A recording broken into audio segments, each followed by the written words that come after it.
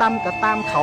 อย่าไปสนใจสิ่งที่เขาควรให้ค่าคือใจเขาเองถ้าอยู่มองใดแล้วสุขบ่เดือดร้อนคนอื่นก็เฮ็ดก็สร้างไปตามวิถีของเขาบ่จำเป็นต้องเป้าประกาศบอกว่าน้ำว่าหมู่เขาไปฮอดใส่แล้วอยากเป็นไทบ้านที่มีคุณค่าก็แค่ขยันเท่ากับบ่อดตายอย่าเป็นคนมีแต่คำเว้าแต่บ่เฮ็ดอีหยังเลยเว้าแน่เฮ็ดแน่ก็อาจดีกว่า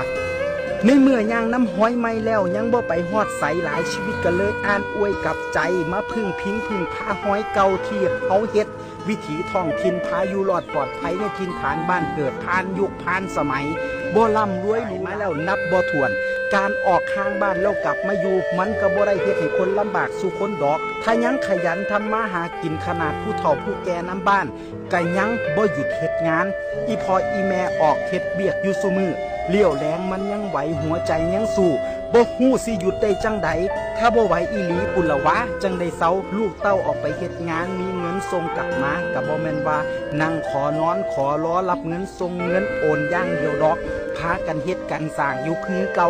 แต่ให้บืนสู่ชีวิตทางบ้านคือจังเก่าบ่ได้แล้วพอต่างคนต่างออกไปเผชิญชะตากรรมเบิ่งแล้วมันยังหวยหายังผูกพันก็เลยได้อ่านอวยหันเหคืนเมื่อบ้านตั้งแต่มื้อนั้น